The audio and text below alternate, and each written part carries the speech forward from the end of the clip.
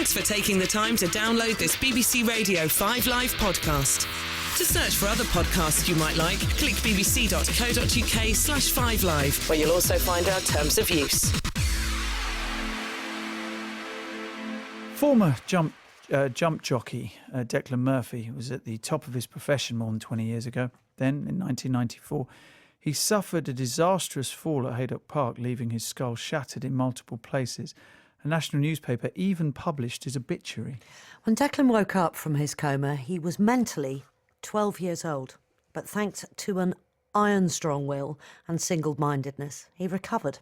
And he even managed to ride a winning horse again. Now he's told his story with writer Ami Rao, it's in the book Centaur. Declan, thank you so much for being with us. Yes, good afternoon, Sarah. This is there's a lovely photograph of you and Amy on this. So just before we talk to you about everything that's happened to you, that relationship between the two of you seems to be a very close one. How did that writing partnership work? Well, it's quite an extraordinary experience. I never wanted to do a book. I turned down 3 offers to do a book. And Ami Rao and a movie approached me and said that she said she could write my story. And I said, absolutely not. And then she said, why not? I deserve a chance. Sleep on it. And then she said, let me prove to you that I can write. And she wrote 2 pages that she wanted me to read. And having read those 2 pages, I thought, there's one thing the girl can do is write. So I agreed to doing a synopsis.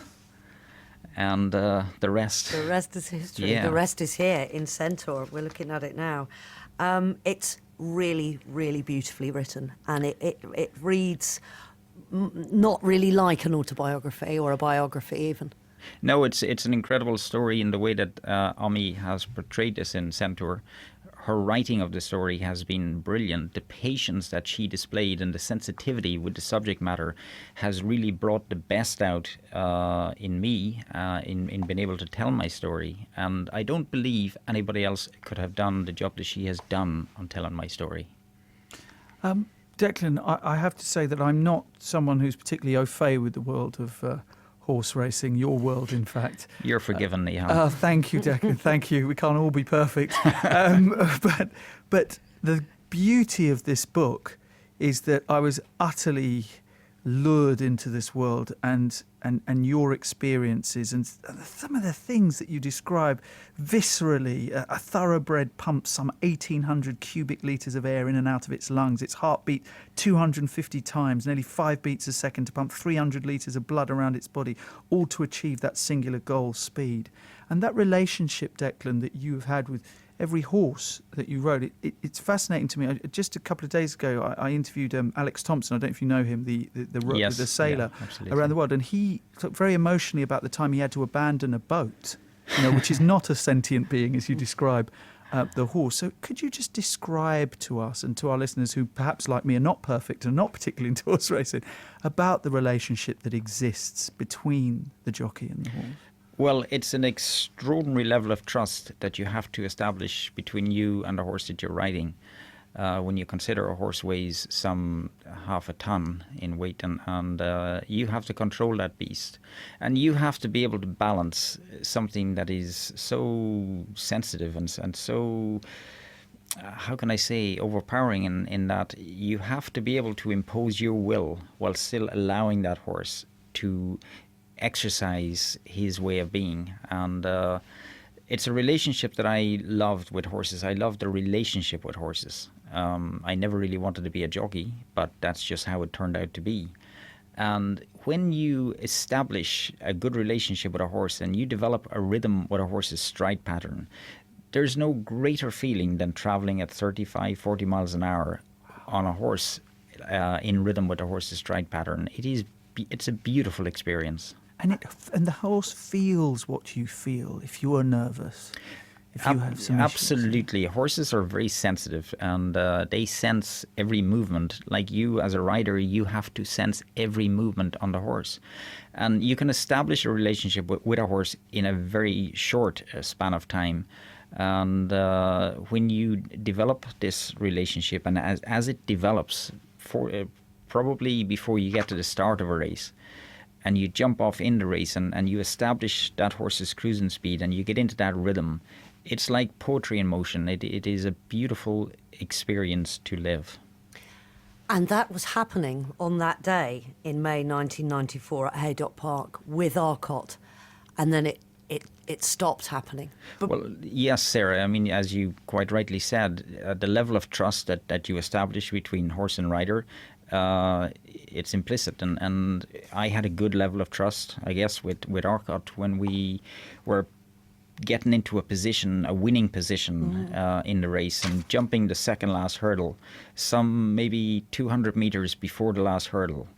I felt that his stride pattern was just a fraction long to be able to negotiate the last hurdle in an economic fashion.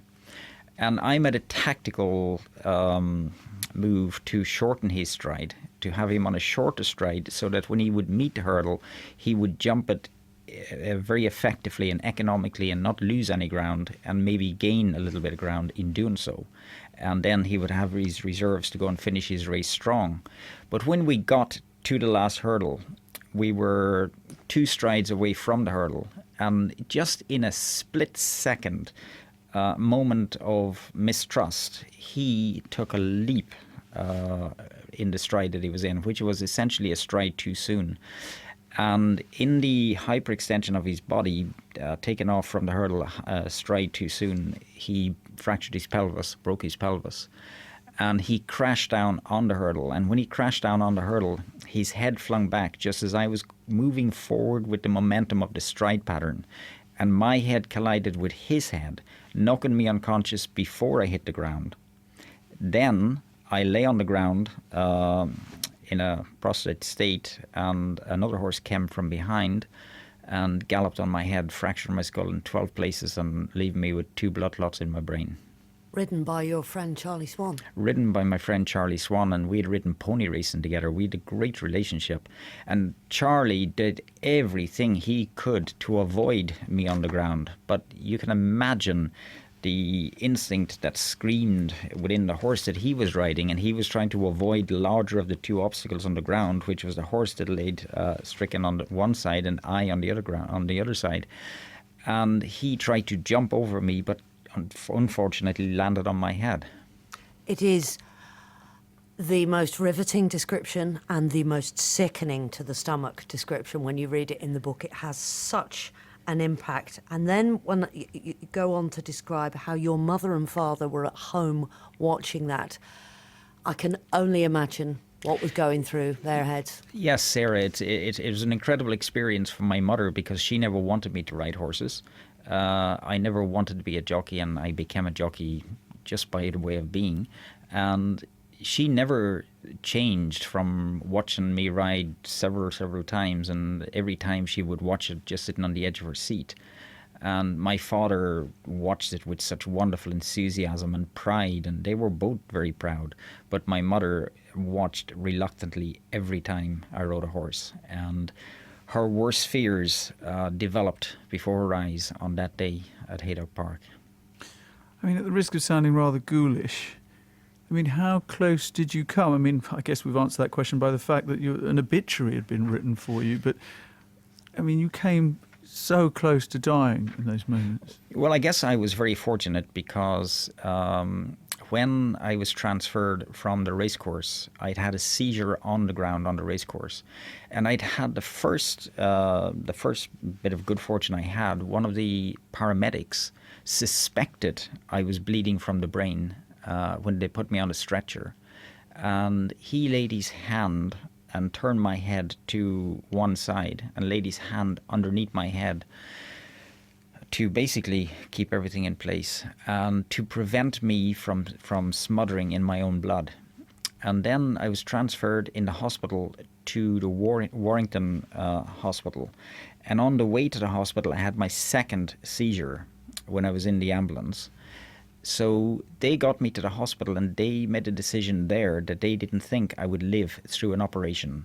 So the decision was made very quickly to transfer me to the Walton Center of Neurology, which is arguably one of the best brain hospitals in the country.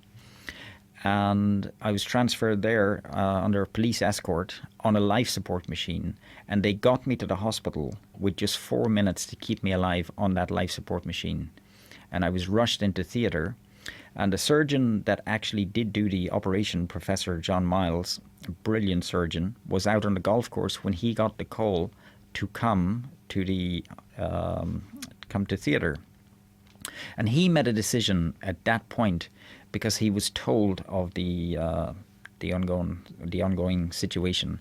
Mm-hmm. He was told of the 2 blood clots that were on my brain, and he then authorized Dr. Rosalind Mitchell, who was at the hospital, to go ahead and cut open my skull, because they had to gain access, and it would take some 20 minutes to cut open the skull, so that when he got there, they could go straight in and suction out the 2 blood clots.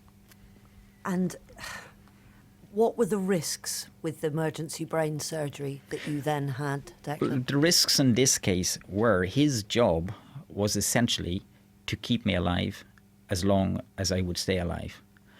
And in doing so, they went straight in to suction out the blood clots. And one of the blood clots was inside the dura. So they had to cut through the dura, which is the main membrane around the brain. And very few people will come out of this alive. Fortunately, I did. But when they cut into the dura, they had to interfere with a lot of nerves to suction out the blood clot that was pressing in on the brain. And when the operation was finished, they didn't think I would live the 3 hours after the operation. So then they advised my family at this point that if I did happen to live the 3 hours after the operation, I had a 50-50 chance of living the 6 hours subsequent to that. And fortunately, I did. Then it came to a point where I am taken out of theatre and I'm put in the ICU, and I'm on a life support machine, and they tried to revive me on 3 separate occasions. So when they tried to revive me, they take me off the life support machine and they attach me to the wall oxygen. And I wasn't able to breathe on the wall oxygen. And in the book, it is so brilliantly described by my girlfriend at this time, Joanna, who sat in the ICU watching them trying to bring me out of my coma. And she said, and she says in the book, that it was the scariest thing she's ever witnessed in her life. And to this day, she still has nightmares about it. It was quite horrific. And on the 3rd failed attempt to take me out of a coma, when they tried to get me to breathe with the wall oxygen, I leaned forward in the bed, apparently, and just gave a gasp. And in that moment, they thought they had lost me, and they reattached the life support machine, the ventilator, not knowing if I was still alive or not. And at that point, they went to talk to my family, and my eldest sister, Geraldine, she represented the family, and they said that we consider that he's not going to survive off a life support machine. And they were seeking permission to take me off it at that point. And my sister and brothers, they had prevented my family, my mother and father in Ireland, from the severity of the situation. But now it came the point that they were going to have to tell them. And they phoned through to Ireland to my mother and father, and they, at that point, my father declared a morbid fear of flying, so they were going to come by boat. And coming by boat meant that they were going to take up to some 10 hours. And 7 hours later, I regained consciousness. And as they say, the rest is... Yeah. And that is extraordinary. But this whole book is extraordinary. And reading it, Declan, we've interviewed a lot of people who've wrote about their lives. Not many of them have had their lives pieced together in the process of writing that book, because they actually had very little memory of what their life was. You've had 2 lives, haven't you? One post this experience. And then post this experience, you'd forgotten virtually everything about the life up until that point. Yes, it's quite an extraordinary thing. I had a deep reluctance to ever do a book. And when Ami approached me and when I agreed to do a synopsis, then she wanted to know everything about me. And she came around to my house and she said, I want to know all about these pictures. And I said to her that these pictures are of great significance because essentially they are my visual memory, because I do not remember 4.5 years of my life. And I will never forget, ever forget, her reaction in that moment. It was like as if Ami had been frozen to the spot, like as if she'd been just swept away by something that she never ever could have imagined. But to her credit and to her brilliance, really, how she regained her composure and went about, if you like, restructuring all that period that I didn't remember. She brought me to her house and sat me down and said, we're going to go through every press cutting that's ever been printed about you. We're going to look at every word that's ever been said. We're going to look at the YouTube videos of every race you've ever ridden. And I want to produce stories with races with a story in this book. And I said to her, well, Ami, how can you create a story around a race? And she picked up a cushion off the sofa and she said, Declan, this cushion has a story. Think. And that's how the relationship between Ami and I began. And she laughed at one of your jokes, and you say you're a terrible joke teller. So that was a bonding experience. I couldn't, Nihal, I couldn't tell a joke to save my life. Trust me. So that showed that she had humour and she had brilliance and she had determination. And what she has done with the book in deconstructing and then reconstructing the whole of my story is fascinating, and I think it's brilliantly portrayed in Centaur. And you had to, of course, overcome the fear of getting back onto a horse, and we can talk more in detail about that in a little while. But of course, the fears of laying yourself so bare, not just for Ami, but of course the rest of the world, because you describe yourself as being an intensely private individual. But there must be a fear about discovering things about your life. I mean, in many ways you could start again, but to go over and over things. And there is a very painful chapter in the book about the relationship, you and Joanna, and the sacrifices both of you had to make.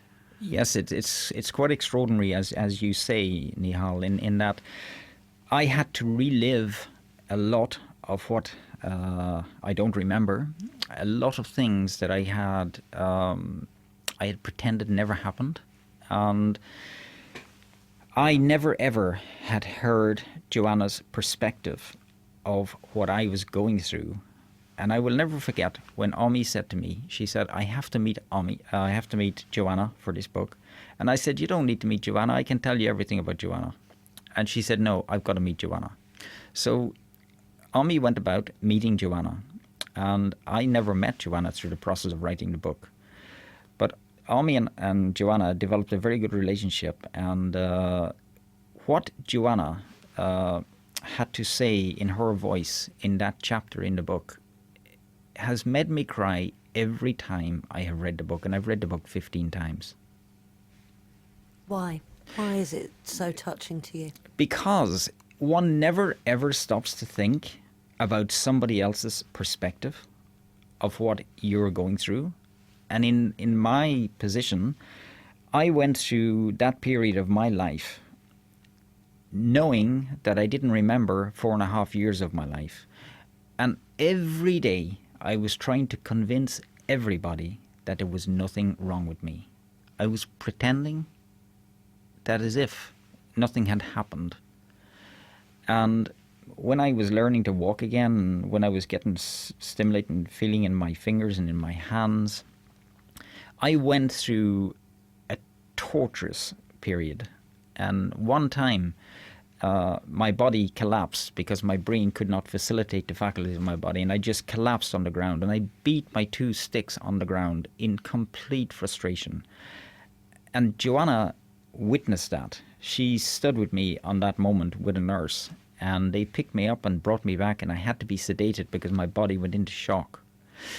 But when she gives her perspective of what I was going through at that time, I am horrified at how selfish, I guess, I was in that period. But the only way that I could survive was I had to sacrifice losing practically everything just to gain that one something.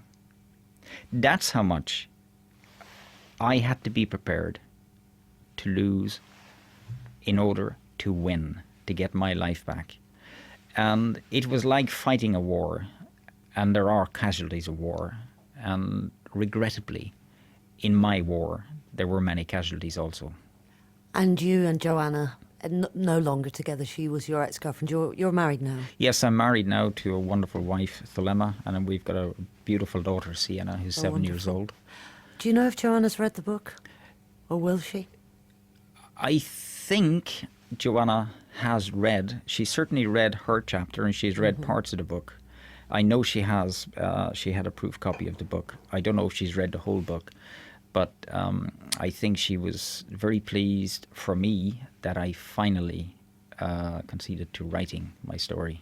We've got loads to talk to you about, Declan, and unfortunately we've got you for another few minutes after the news and sport. But can I ask you what you have learnt about yourself as a man, as a human being throughout all of this process? I think the one thing, and it's the message that I would like my book to give, is that my story is as much about an attitude to life, an attitude to adversity, as what it is about hope.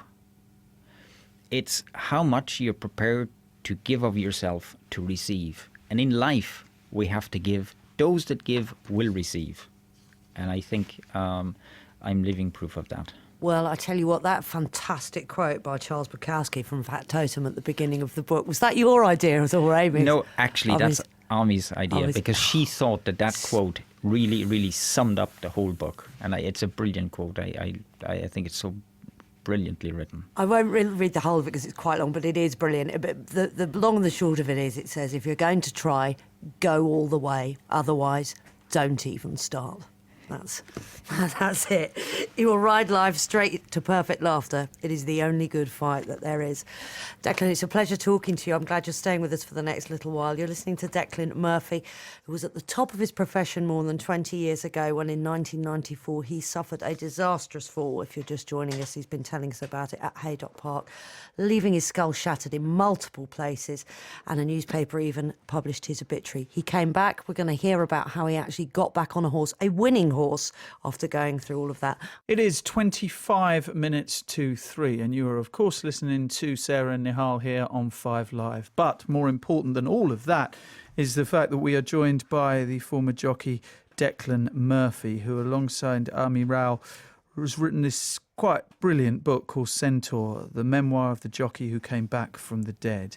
And like I said, and I keep admitting it's like therapy for me, almost having to admit it to Declan, I'm not that into horse racing, and I know that he judges me every time I say it, but I just want to just kind of... Neither was he, though. He never wanted to be a jockey, there you did go. you? So we've got something in common there, Declan. You just took your lack of interest in it a bit further than my lack of interest. Absolutely. So don't underestimate your own potential, Nihal.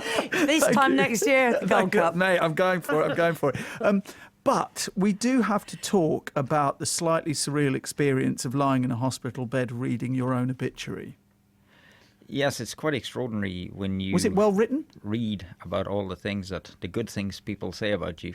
And your life after becomes an anticlimax. You try to live up to that. Do you have it anywhere, the obituary? Well, from the Racing fortunately, it never went to print. And they had given it to me. And... It's extraordinary. It's something that I remember very fondly. It's nice to be remembered, better to be loved, best never to be forgotten. And when you don't remember a part of your life and you hear some of the things that people say about the life that you don't remember, it's heartwarming. Wow. When going through all of these periods in your life, and Ami and you sitting there and going through these, What did you think of yourself, legacy and of the kind of stamp that you have placed on this planet Earth? It's a very quite broad interesting. philosophical question. It's quite interesting because I have cried more in the process of writing this book than I have ever cried in my life. If I had been made aware prior to agreeing to do the book as to what I would have to go through, I would not have done it. I would not have done the book. And that's where I give great credit to Ami, my writer, not just in her brilliance in telling my story, but the patience and sensitivity that she displayed in bringing out the best of that story in me. It's her that deserves credit for that. So something that you were reticent to do, then during the process of doing it, incredibly difficult to do, then coming out of the back of it, finally when you've got the final proof that is going to be published, then what's the feeling? I feel very proud of the book. I think it's been brilliantly written by Ami, and I feel very proud of the message that book gives. Cathartic? It's been cathartic for me. It's been liberating for me. It's almost like a bereavement that I never mourned, and suddenly I feel that I've gotten hold of it right now, and I feel proud. I feel proud of what I've done in this book. You describe becoming insane during your recovery, and the drive, as you were talking about earlier, and this Charles Bukowski quote, you just go hell for leather at it, no matter what the cost to recover. At what point in your recovery did you think to yourself, I want to ride a winning horse again? Extraordinary, as you have so brilliantly described there, Sarah.